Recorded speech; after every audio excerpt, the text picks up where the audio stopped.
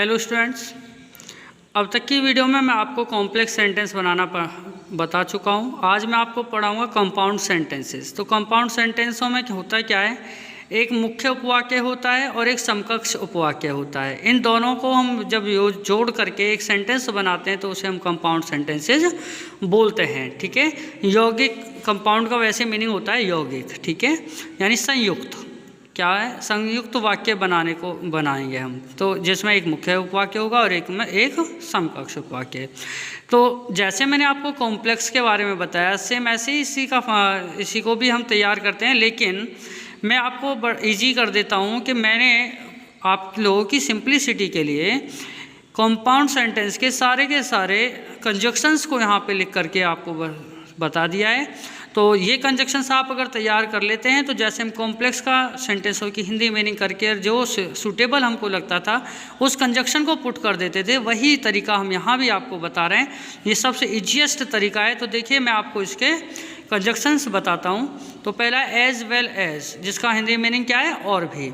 Not only but also, देखिए दो टुकड़ों में बटा हुआ है, नॉट ओनली बट ऑल्सो, न केवल और बल्कि।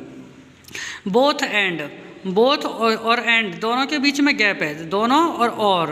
बट, यट, स्टिल, नेवरदलेस, ठीक है, यट, स्टिल और नेवरदलेस तीनों का मतलब फिर भी। व्हाइल, ओनली, अदरवाइज, और, एल्स, आइदर और या तो या।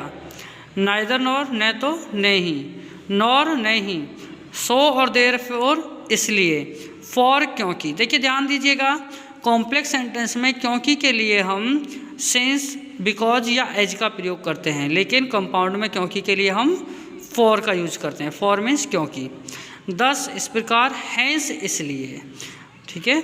अब मैंने ऊपर एक वर्ड मैंने नहीं बोला, वो जो है एंड। देखिए एंड हमने आपको पढ़ा है सिंपल सेंटेंस बनाते समय, लास्ट वाला हमारा एक पॉइंट था कंजक्शन एंड का यूज करके। तो यहाँ पर भी हमने एंड को रखा हुआ है कि कंपाउंड सेंटेंस बनाने में भी एंड हेल्प करता है। तो इसका क्या मीनिंग है कि एंड आपका सिंपल का भी आपका कंजक्शन हो गया और कंपाउंड का भी हुआ। तो हमें देखना क्या है, एक मुख्य उपवाक्य और एक समकक्ष उपवाक्य। जब दोनों के दोनों सेंटेंसों को जोड़े एंड, तब ये क्या बनाएगा, कंपाउंड बनाएगा, तब इसे हम कंपाउंड सेंटेंस का कंजक्शन कहेंगे। तो ये कुछ सेंटेंसेज हैं, कंजक्शन है, इनको आप तैयार करिए। कल मैं आपको सेंटेंसों के थ्रू समझाऊंगा कि कैसे हमको कंपाउंड सेंटेंसेस बनाने हैं।